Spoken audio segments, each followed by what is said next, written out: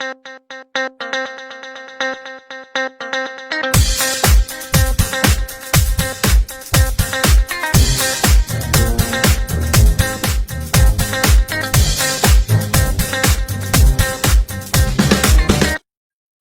sandali na ito, tayo po yumuko at manalangin po tayo sa ating Panginoon. Dakilang Diyos na makapangyarihan sa lahat, kami po ay nagpapasalamat sa iyo, Panginoon. Ikaw po ang magbigay ng pagpapala na iyong salita ng ating pong pagnilay-nilayan.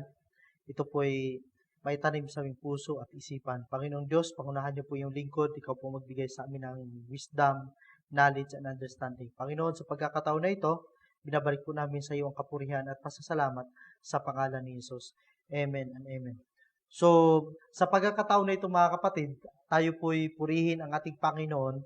Dito po sa sulat ni Tito, chapter 3, verse 1 to 2, sinabi dito, palalahanan mo ang mga kapatid na magpasakop sa mga pinuno at may kapangyarihan, sundin ang mga ito at laging maging handa sa paggawa ng mabuti. Sabihin mo silang huwag magsalita ng masama laban kanino man. Umiwas sa pakikipag-away at maging mahinahon at magalang sa lahat ng tao. Gawin mo rin ang tama at nakakalugod sa Diyos kahit mali na sa paningin ng iba. So dito po mga kapatid, nagpaparemind po sa atin ang salita ng ating Panginoon na kailangan po natin magpasakop. Kailangan po natin magpasakop sa ating pamahalaan o sa may makapangyarihan. Dahil po, ang pamahalaan na ito ay itinagda o ibinagkaloob ng ating Panginoon. Ano pa ang dapat nating gawin? Umiwas sa pakikipag-away. So, lagi po natin tandaan, malinaw po dito na sinasabi dito, umiwas sa pakikipag-away at maging mahinahon at magalang sa lahat ng tao. So, dito pala makikita po sa atin, yung pagiging mature natin, dapat po umiwas po tayo sa pakikipag-away. Umiwas din tayo sa mga bagay nagbibigay gulo dito sa ating panggobyerno. Bakit? Ang Diyos po ay nagpaparemind sa atin, laging maging handa sa paggawa ng mabuti. Ito po ang nais ng ating Diyos. Lagi po nating handa sa paggawa ng mabuti. Huwag po tayong magsasawa sa paggawa ng mabuti at hindi din tayo mag-alinlangan sa paggawa ng mabuti. And then, gawin mo rin ito ng tama at nakakalugod sa Diyos kahit mali na sa patingin ng iba. So dito po, nagpaparemind sa atin, alam niyo po, pag gumagawa tayo ng mabuti, may mga tao din talaga na sa tingin po nila ay mali. So, bilang isang mananampalataya, bilang isang likod ng ating Panginoon, gumawa tayo ng mabuti, dahil po, ang Diyos ay nakakita po sa atin. At sinabi din dito, sa Isaiah chapter 41, verse 10, ako'y sa iyo, huwag kang matakot, ako ang iyong Diyos, hindi ka dapat mangamba, palakasin kita, tutulungan, iingatan, at ililigtas.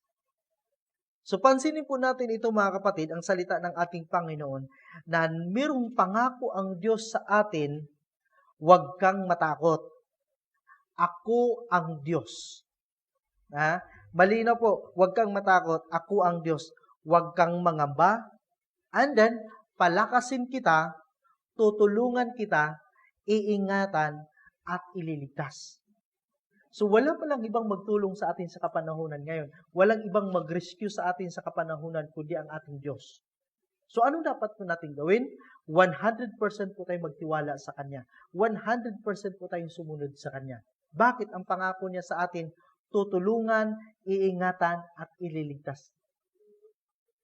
So sa makatuwid mga kapatid, sa umaga na ito, gagamitin ko po ang acronym ng pagiging pastor. Gusto ko po sa lahat po ng pamilyang Pinugay, kailangan po yung puso po natin, pusong pastor, kung paano po tayo mag-win ng mga kaluluwa. So ano po itong principles o acronym ng pastor? Number 1, ito pong letter P, dapat po lahat po tayo ay nagniningas sa prayer. Ang prayer po mga kapatid, ito po ang nakipag-ugnayan po tayo sa Diyos, ito po ay nakipag-relasyon po tayo sa Panginoon, Ang may relasyon, dapat po mayroong communication. Dahil po ang ating Diyos ay persona, kailangan po natin siyang kausapin.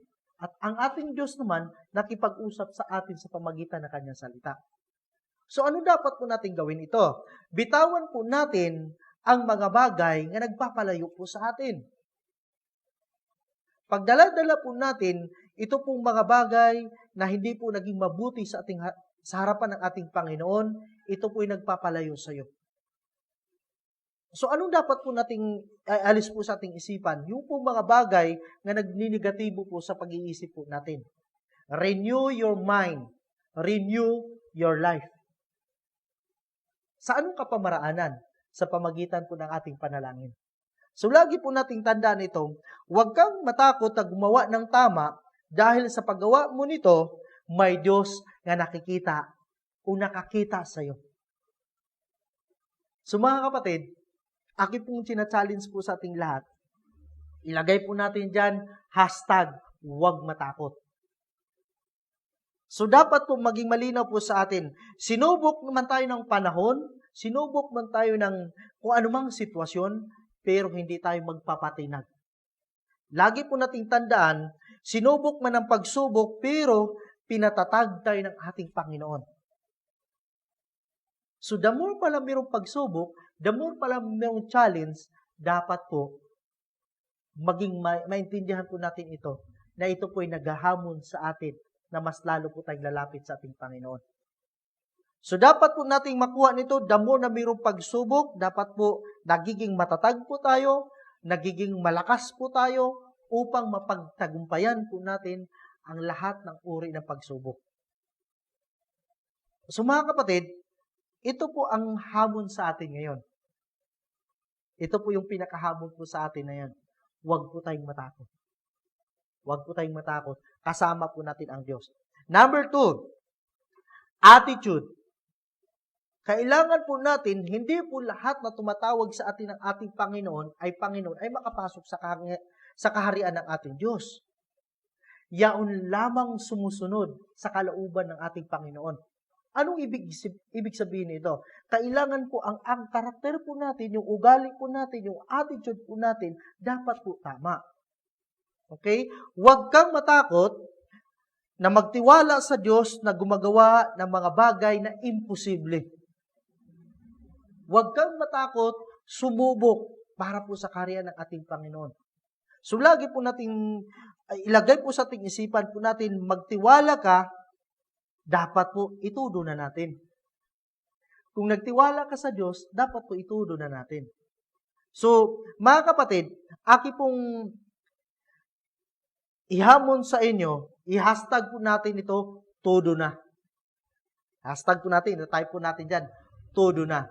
So, ang bawat pagsubok na mararanasan mo ay naghuhubog sa iyong katatagan, karakter, upang lumago at mamunga. So ito palang sitwasyon natin ngayon, ito po ay nagpaparemind po sa atin para ikaw ay lumago. Itong sitwasyon natin ngayon, nagpaparemind sa atin para tayo ay mamunga. So ito ang challenge ko sa iyo ngayon. Dapat po magbunga po tayo. Sa kapanahunan ng pandemya, tayo po'y magbunga. Sa kapanahunan itong sitwasyon po natin ngayon, hindi tayo babagsak. So mga kapatid, akin pong hinahamon kayo na dapat po ayusin po natin yung karakter po natin para po ikaw ay maging matatag. Kahit anong sitwasyon, kahit anong pagsubok, kahit anong hinaharap mo ngayon, hindi ka matitinag. Bakit? Ang pangako ng ating Panginoon kanina sa Isaiah, chapter 41, verse 10, ako'y sa iyo, huwag kang matatakot. Napakaganda, huwag kang matatakot. Ako'y ang iyong Diyos, hindi ka dapat mangamba, palakasin kita, tutulungan kita, iingatan, at ililigtas. Sino nangangako nito? Ang ating Diyos. Ano dapat po natin gawin? Ayusin po natin yung attitude po natin. So, next po na ating pag-usapan sa pastors ng acronym o principles ng pastors ay letter S is submission. Mahirap kumilos kung hindi ka nagpapasakop. Mahirap gumawa kung hindi ka nagpapasakop sa kaharian ng ating Panginoon. Dapat po yung isip po natin, isip po panlangit. Dapat po yung ugali po natin, ugaling panlangit. So napakahalaga na tayo magpapasakop. Ang isip po natin ay dapat po nagpapasakop po tayo. Una, nagpapasakop po tayo sa ating Panginoon. Lagi po nating tandaan, kahit gaano ka pa katalino, kung hindi ka marunong magpasakop, wala ring saysay. So lagi po nating tandaan, kahit marami ka pang alam, pag sira ang puso mo, pag sira ang karakter mo, pag sira ang motibo mo, walang saysay sa harapan ng ating Panginoon. So ano dapat po natin gawin dito? So kailangan po, yung puso po natin ay napakahalaga nito. So kailangan po ang puso po natin ay napakahalaga na dapat po, meron po tayong pusong paglilingkod sa ating Diyos. Meron tayong pusong tumulong po sa kapwa po natin. Meron po tayong puso na dapat po tayo ay gumawa ng mabuti sa ating kapwa. So ngayon mga kapatid, lagi po natin itong tandaan, the effective leadership is by influence, not authority. Kung gusto ka po magiging mahusay na namumuno, kailangan meron tayong effective influence. Kailangan meron po tayong effective influence. Ang pagiging effective influence, kailangan una, makikita po sa ating mga sarili. Kailangan po yung buhay po natin nagiging mensahe sa harapan ng ating Panginoon. Ang buhay po natin ay nagiging modelo sa harapan ng mga tao at sa harapan ng ating Panginoon. Yun po ang dapat po natin gawin. Saan po nag-umpisa po yan? Doon po sa pagpapasakop. Pag hindi ka po marunong nagpapasakop sa kaharian ng ating Panginoon, sa ating Diyos, mahirap po magbago ang iyong sarili. So ano dapat po natin gawin? Magpasakop po tayo sa ating mga pastor, sa ating mga leader, sa lahat po nga nagpapagamit sa ating Panginoon, dapat po matuto po tayong magpasakop. So ano po ang dapat natin gawin mga kapatid sa pagkakataon na ito? So gamitin po natin, kung tayo po ngayon ay naka-quarantine, gamitin po itong pagkakataon na ito. Ito po isang privilege na po tayo ay magsama-sama po sa ating pamilya. Itong quarantine na ito, kailangan po natin na maintindihan ito na ang buhay spiritual po natin ay lumago. Sa kapanahunan itong quarantine na ito, huwag niyo pong hayaan ang iyong spiritual life ay naka-quarantine. Nakuha po ba natin ito mga kapatid? So kailangan ang spiritual po natin ay maging malaya kung paano po tayo makapagdala ng kaluluwa sa harapan ng ating Panginoon. Yun po ang pinakamaganda. Ito po ang the best na quarantine ng ating gagawin. Ano ito? So dapat po, magbigay po tayo ng time. Magbigay po tayo ng time. Yung time po natin na umiyak tayo sa Panginoon. Yung time po natin na makipag-usap po tayo sa pamilya po natin. Ito pong pinaka-the best na oras o pagkakataon. So sa mga katuwid mga kapatid, kung gaano kabigat ang problema, ganun din kalaki ang pagpapalang ibibigay sa atin ng Diyos. So pasalamatan natin ang Panginoon. Pag mayroong problema, mayroong pagpapala. Kung mayroong pagsunod, mayroong pagpapasakop. So dapat po makuha po natin ito. So ito pong time na gagawin po natin, magbigay po tayo ng time sa Diyos, magbigay po tayo ng time sa pamilya po natin, magbigay po tayo ng time sa trabaho po natin. Nakakalungkot mga kapatid, sa trabaho, 100% yung time po natin. Pero pagdating kay Lord, 50%, 85% lamang. Mga kapatid, lagi po natin itong tandaan. Kung 100% po tayo sa trabaho, 100% po tayo sa ministry, dapat 100% din tayo sa pamilya po natin. Kung gusto kang 100% ang pagpapala na tanggapin po natin sa ating Panginoon, magbigay ka ng time sa Kanya. Magbigay ka ng time sa Diyos. Huwag puro trabaho, huwag puro negosyo. Alam niyo po, pag iununa po natin ang Panginoon, mas nauna ka rin sa pagpapala. So ano dapat natin gawin? Magbigay po tayo ng time. Magbigay po tayo ng oras. God will not allow a trial to come into your life unless He has a purpose. Kung ikaw ngayon ay dumanas ng pagsubok, merong purpose si Lord. Merong purpose si Lord. Kung ikaw ngayon ay natanggal sa trabaho, may purpose si Lord. Kung ang iyong negosyo ay humina ngayon, may purpose si Lord. Bakit? Baka ang oras mo nandun na lahat sa negosyo. Baka ang oras mo nandun lahat sa trabaho mo. So ngayon, marami ka ng time para manalangin sa Panginoon, para mag-worship kay Lord, para pumunta ka sa cell group mo, para pumunta ka sa training mo. Wala nang dahilan. Tinanggal na ni Lord ang iyong mga dahilan. Nakuha niyo po mga kapatid? So dapat po maintindihan po natin ito. #time. Ayan, sulat niyo po dyan. Kailangan niyo po sumunod po tayo. Alam niyo po, sa kapanahunan itong ginagawa po natin ng streaming, kailangan meron tayong interaction. Itatype niyo po dyan kung anong natutunan niyo, kung ano pong sinasabi ko dito, itatype niyo po dyan. Para po meron tayong interaction. Next things na dapat po nating makuha dito, obedience. Okay? Obedience. Ang pagsunod ay isa sa pinakamahalaga pong gampanan ng isang mature. Isang matino. Pag immature po ang isang tao, mahirap po utusan. Pag premature po ang isang tao, mahirap po pagalawin. Pero pag matured ang isang tao, magaan sabihan kung anong dapat pong gagawin. So dapat po, sa atin, meron tayong obedience heart. Meron po tayong obedient heart. Let us build our home on the strongest foundation. Gagawin po natin ang ating mga tahanan, strongest foundation by the Word of God. By the Word of God. Walang pamilya na mahihina kung kasama po ang ating Panginoon. Walang pamilyang babagsak kung kasama po ang ating Diyos. Kasama ang ating Diyos, kasama po ang salita niya. Napakasarap po tingnan o pansinin ang pamilya pong sama-samang nanalangin. Ang pamilya pong sama-sama pong nagpupuri sa ating Panginoon. So sa kapanahunan ngayon mga kapatid, kailangan po nating suriin natin ang ating mga sarili kahit po nandito po tayo sa streaming na ito, sa live streaming na ito, so sa digital ng ating pag-worship kay Lord, dapat po magiging strong ang ating paglilingkod sa ating Panginoon. So mga kapatid, sinasabi ni obedience, dapat po makikita po sa ating mga sarili. Discipleship is relationship. Discipleship is relationship. Ang church po ay isa pong malaking pamilya.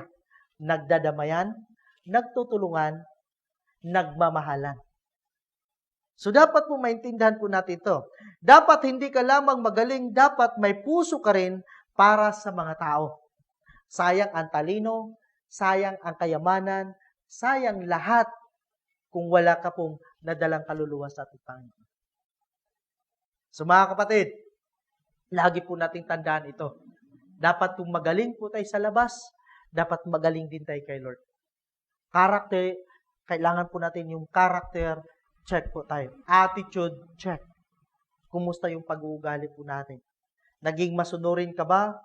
Nagpapasakop ka ba? Yung ugali po ba natin ay nandun pa ba yung prayer life po natin? So ngayon po, sa pagkakataon na ito, suriin natin.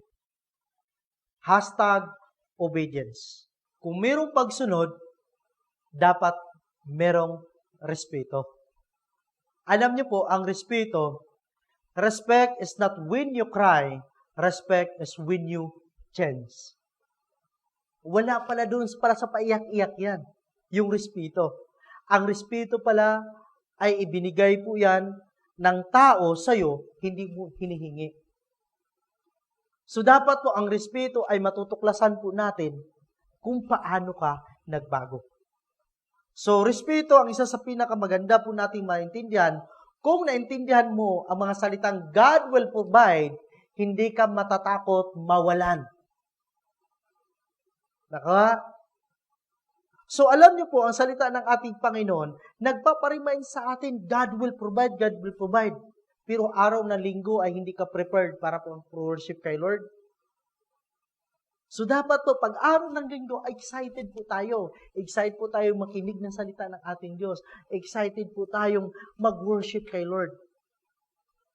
So lagi natin tandaan ito. Hindi maganda na marami lang tayong alam, dapat meron din tayong pakialam. Ha?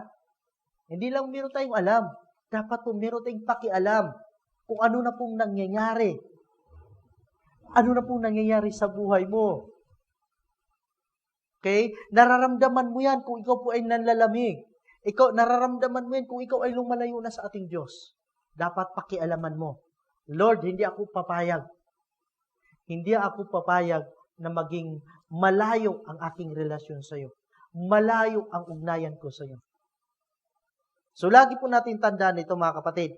You can only conquer your past by focusing on your future. So, mga kapatid, ang pinag-uusapan po natin future, yung next generation po natin, na ipapasa po natin yung mabuti. Maipapasa po natin sa mga anak po natin, sa mga apo po natin, na sila po ay magiging conqueror sa salita ng ating Diyos. Magiging conqueror sa kaaway na patuloy pong lumalapit, linlangin po tayo. Dapat maging conqueror po tayo. Hindi ka magiging conqueror pag wala ang salita ng ating Panginoon. So mga kapatid, lagi po nating pasalamatan ang ating Diyos. Be grateful in times of crisis. Pasalamatan po natin. Your family is a dream of every orphan. Ito po yung pagkakataon para sama-sama po kayo kumain, magpamilya. Marami pong mga bata, walang mga magulang. Walang mga magulang. Your house is the dream of homeless people. Pasalamatan mo, Lord, thank you. Meron ako pong bahay na natutulugan. Kasi marami pong mga tao, wala pong tahanan, wala pong sapat na bahay. Nagtsatsaga lamang kung ano pong pinaghigaan nila ngayon. So your good health is the dream of all who are sick. Kung ikaw ngayon ay malakas ka ngayon, pambira, nangangarap po ang may sakit ngayon sa ospital na maging malusog po sila. Nangangarap po sila. So sa ating pagkakataon na ito, pasalamatan natin si Lord. Lord, thank you. Thank you, Lord, naging malakas po ako ngayon. Salamat po, Panginoon. Wala pa akong malakas po ang aking pangangatawan. Kahit po ay 4 na buwan po kami hinaharap itong pandemya na ito. Lord, salamat. Ginagaydan mo ako. Pinoprotektahan mo ako. So, ngayon po sa pagkakataon na ito, your job is the dreams of every unemployed. Ngayon po, marami pong nangangarap na magkaroon po sila ng trabaho. Kung ikaw ngayon may trabaho, pasalamatan mo ating Panginoon. Maraming kumpanya nasisirado. Maraming kumpanya tinatanggal sa trabaho. Anong dapat mong gawin? Pasalamatan mo ang ating Panginoon. Bakit? Isa ka sa hindi natanggal. Nakuha niyo po mga kapatid? So huwag ka puro trabaho. Unahin mo si Lord para ang ating Panginoon ang mag-bless sa'yo. So sa pagkakataon na ito mga kapatid, lagi po nating tandaan na ang ating Panginoon nagpaparemind muli sa atin. So lahat po nag-matured, dapat meron pong servant heart. Merong pusong pastor para po mag-win, magdala ng kaluluwa sa harapan ng ating Panginoon. So yun dapat po natin gawin. So mga kapatid, ang challenge po sa atin ngayon sa umaga na ito, kung ikaw ay nagkulang sa panalangin, kung ikaw ay hindi nagpapasakop, kung ikaw ay hindi marunong magbago sa iyong sarili ngayon, ito yung pagkakataon. Magbago na po tayo sa harapan ng ating Panginoon. Ito pong nangyayari ngayon sa buong mundo. Ito po ay nagbibigay sa atin ng pagkakataon para po tayo magbalik loob sa ating Panginoon. So sa pagkakataon na ito mga kapatid, hinahamon kita, sina-challenge kita, tanggapin mo ang ating Panginoon bilang tagapagligtas kung wala ka pang relasyon ngayon sa Kanya. Aking pong panalangin, na ang Diyos ang mamumuhay sa iyo. Ang Panginoon ang maghari sa iyo. Ang kasaganahan mo ay nanggaling sa ating Panginoon. Ang kapayapaan ay nanggaling sa Diyos. Anong dapat po natin gawin? Tanggapin po natin ang ating Panginoon. Tanggapin po natin na siyang tagapagligtas. So sa pagkakataon na ito, pwede mo ba akong samahan sa panalangin? Yumuko po tayo, itulog po natin ang ating mga sarili. Panginoong Diyos na makapangyarihan sa lahat. Salamat po, Panginoon, sa iyong salita. Salamat po, Panginoon, na ikaw po, Diyos, nagbigay sa amin ng revelation para unawain at gawin itong mga bagay na ito. Lord, kung meron man dito, Panginoon, sa mga first time nakakarinig na iyong salita, akin pong dinadalangin, mangusap ka sa kanyang puso, mangusap ka, Panginoon, sa kanyang isipan, upang tanggapin kanya bilang tagapagligtas. Dakilang Diyos, sa pagkakataon na ito, ikaw po mag-hari sa kanya. Gayon, Ama, sa mga kapatid po namin, sa pamilya po ng Pinunggay Church of Christ, akin pong dinadalangin ang kanilang mga source of income. Pagpalain niyo po, Panginoon. Pagpalain mo po rin, Diyos, ang kanilang mga trabaho. Pagpalain niyo po, Panginoon, ang kanilang mga pamilya. Protektahan niyo po sila, Panginoon, sa anumang virus na aming hinaharap. Lord God, ikaw po ay makapangyarihan sa lahat. Ikaw po ang Diyos na kaya mong gawin, na hindi kayang gawin ng mga tao. Salamat, Panginoon. Binabalik po namin sa iyong kapurihan at pasasalamat sa pangalan ni Jesus. Amen and amen. So sa pagkakataon na ito, kung ikaw ay isang first timer, kung gusto mong matulungan ka namin para i-guide na magkaroon ka ng malalim na relasyon sa ating Panginoon, huwag po kayong matubili na mag-message po dyan sa aming page sa Pinunggay Church of Christ, or meron kang kaibigan, pwede mo po siyang i-message para po matulungan ka namin. At ngayon po sa umaga na ito, mag-iiwan po ako ng mga kataga na ito na magbigay sa atin ng inspiration. Minsan sa kagustuhan nating maging pinakamagaling, nakakalimutan nating maging mabuti. Magandang umaga sa ating lahat. Ang pagpapala ng ating Panginoon ay sumasa atin.